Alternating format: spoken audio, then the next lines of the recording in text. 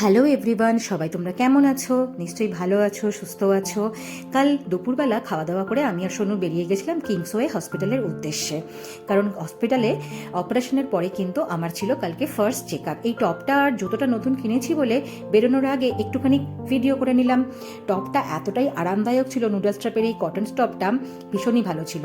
যেমন কোয়ালিটি তেমনি তার প্রিন্টটা খুব ভালো লাগছিল। সোনু, মা, বাবাই, নন্দিতা সবাই বলছিল খুব ভালো লাগছে, শুনেও ভালো লাগলো।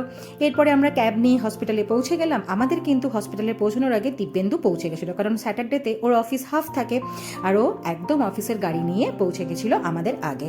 এরপর ম্যামকে দেখালাম। ম্যাম কালকে আমার স্টিচ কেটে দিলেন, আমাকে বললেন যে আমি 95% ভালো আছি, আর আরও যদি আমি রেস্ট নিই তাহলে আরও তাড়াতাড়ি সুস্থ হয়ে পড়বো। বাট ওটাই কালকে উনি শুনে অবাক হয়ে গেছিলেন দিব্যেন্দুর মুখে, যে আমি হসপিটাল থেকে বাড়ি ফেরার নেক্সট ডেতেই রান্না করা স্টার্ট করেছিলাম। তো উনি অবাক হয়ে গেছিলেন আর এটাই বলছিলেন যে আমি ফার্স্ট টাইম এরকম শুনলাম যে এত বড় সার্জারি হওয়ার পরে কেউ হসপিটাল থেকে বাড়িতে যাওয়ার নেক্সট ডে থেকেই রান্না শুরু করে দিয়েছে।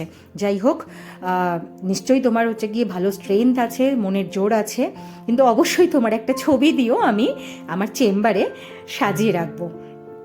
অবশ্যই মজা করেই বলেছেন। যাই হোক, তারপরে সমস্ত কিছু বুঝে আমরা একটু ক্যাফেটেরিয়াতে গিয়ে, খুব খিদে পেয়ে গেছিলো, একটু পাওভাজি, চা সমস্ত খাওয়া দাওয়া করে চলে আসলাম জুডিওতে।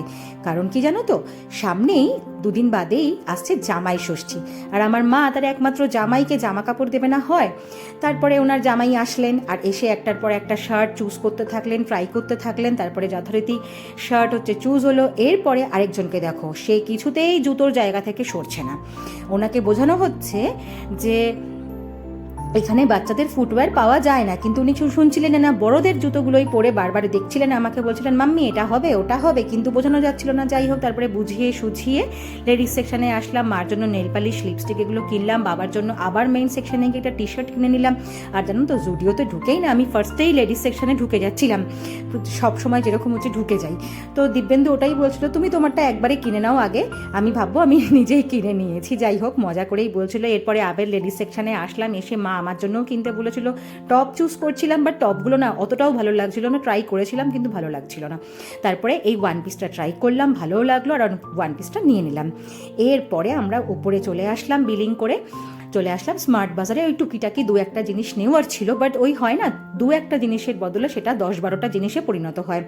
যাই হোক, সেই সমস্ত কেনাকাটি করে নিয়ে এতটাই খিদে আর জলতেষ্টা পেয়ে গেছিলো যে আমুল শেক ওখানেই আগে বিলিং করার আগে খুলে নিয়ে খাওয়া স্টার্ট করে দিয়েছিলাম আমি আর সোনম। তারপরে ওখান থেকে বেরিয়ে বিলিং করে নিয়ে আমরা চলে আসলাম ইটার্নিটি মলে। আজকের এই কেএফসি ট্রিটটা কিন্তু দিয়েছে বাবাই আর নন্দিতা, ওদের অ্যানিভার্সারি ট্রিট। খুব ভালো লাগছিল খেতে, অনেক দিন পরে এরকম গিয়ে ট্রিট পেলাম, জানো তো। আর সোনু আর দিব্যেন্দু তো মজা করেই বলছিল যে এরকম ট্রিট বারবার প্রত্যেক বছর বছর ঘুরে ঘুরে আসুক। যাই হোক, আমরা পেট পুজো করলাম ভালো করে, জম্পেশ করে। এরপরে ক্যাব নিয়ে বাড়ির দিকে রওনা হলাম। কি বৃষ্টি হচ্ছিল, কি ঝড় উঠেছিল। যাই হোক, গতকাল দুপুর থেকে সন্ধে পর্যন্ত, রাত পর্যন্ত খুব ভালোভাবে কাটালাম, কারণ আবার সেই 1 মাস বাদে আমি বেরোবো, কারণ তার মাঝে আমি আর বেরোতে পারবো না।